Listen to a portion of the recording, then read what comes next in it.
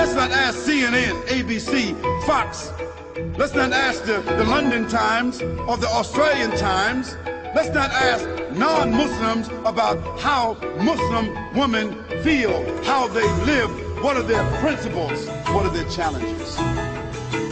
If you want to be fair, ask a Muslim woman. And you cannot find anything written in our holy book, in the Quran, that is denigrating the woman. It's just the opposite.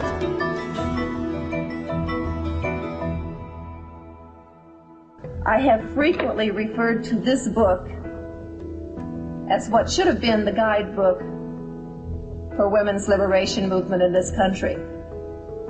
Because in this book, it has listed every right that we have struggled and fought tooth and nail for in this country and in others, plus some that we haven't accomplished yet and others that we haven't dreamed of. One thing that was given by God that we are fighting for right now in this country is equal pay. Hey, it's in there. Right there. It's in there, and it's for God. God-given rights, not man's. God-given rights. The right to vote, the right to own property. And yes, we have a soul, and yes, we go to heaven. We have every right that a man has. We may be different, but that doesn't make us not equal. Our difference makes us unique and special.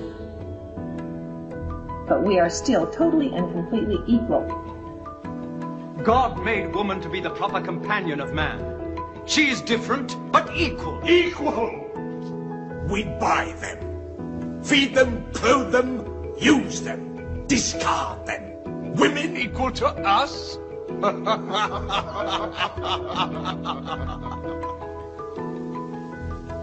God created man from one male and one female.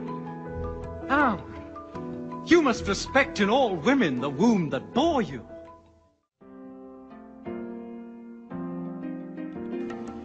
So Islam gave women the rights to vote over 1450 years ago, the right to vote. Does anyone know in this audience when we got the right to vote in this country, this advanced, very free country? When did women start voting here? Anybody know? Maybe you know. Early 1900s, in my mother's lifetime. Can you believe that this advanced society that we say is the freedom of the world lies, we're like the belt of freedom is held by America? No. Women couldn't even vote until my grandmother was of voting age. Also inheritance. In this country, women could not inherit property in the southeastern United States, places like Georgia and Alabama and Mississippi, until my generation. In the 1950s and 60s, these laws were finally being rewritten. And I know that you who weren't raised here don't have an appreciation for just how bad the status of women was in this country, even up till today. You all have such a wonderful thing that you're raised Muslim or that you carry Islam. You have rights that women in this country never dreamed of until perhaps this generation. And you've had them for 1,400 and some years. 1,400 and some years. 1,400 and some years. 1,400 and some years. Generally, a common misconception about my hijab is that I'm oppressed and that I have to ask a man permission anytime I want to do something, and we usually crack jokes about that because we all know that it's not true. They think that the men force women to wear that kind of hijab, but in reality, it's not at all that way, and it's the whole world changes. You see how men all of a sudden start respecting you. You have some sort of respect. I'm not a distraction for them. Instead, they're more engaged in business. They're more engaged into how educated I am. They're more engaged into my soul. People like us for our personality rather than, how good I look. I don't think the hijab has ever held me back from doing what I want. I've been here 4 years and I've never had trouble. No one has ever looked at me differently. It's been great.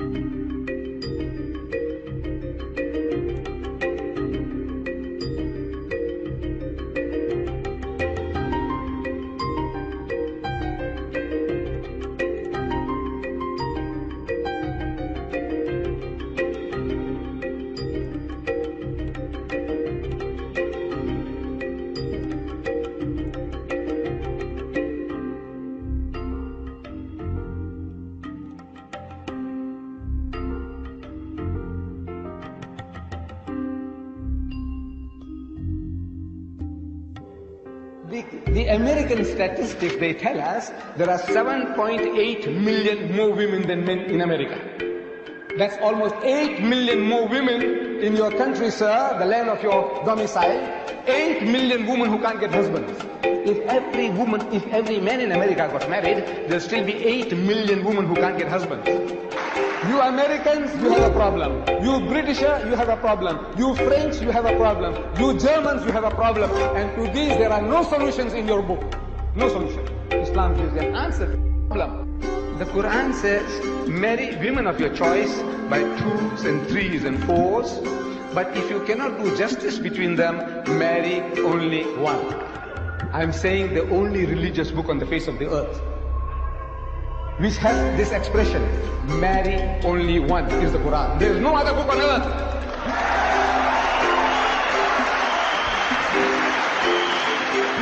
And this is a solution to your problem.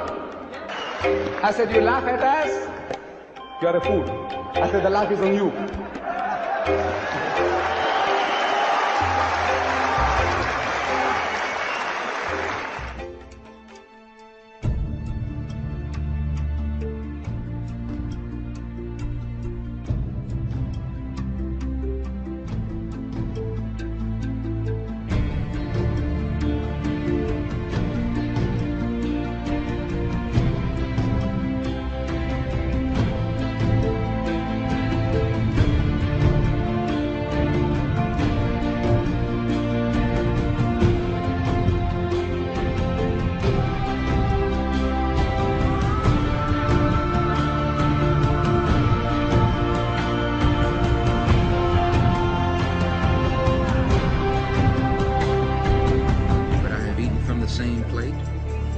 Same glass and prayed to the same God with fellow Muslims whose eyes were blue, whose hair was blonde, and whose skin was the whitest of white. And we were all brothers, truly, people of all colors and races believing in one God, in one humanity.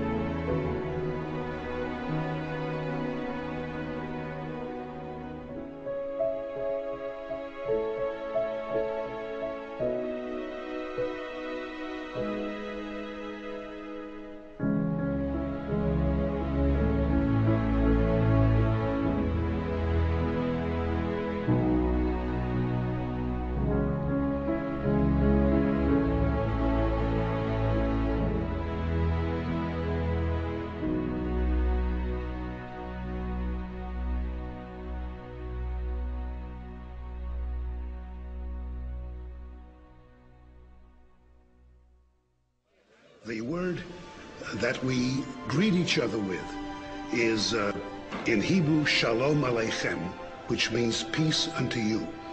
In Arabic, it's exactly the same, Assalamu Alaikum.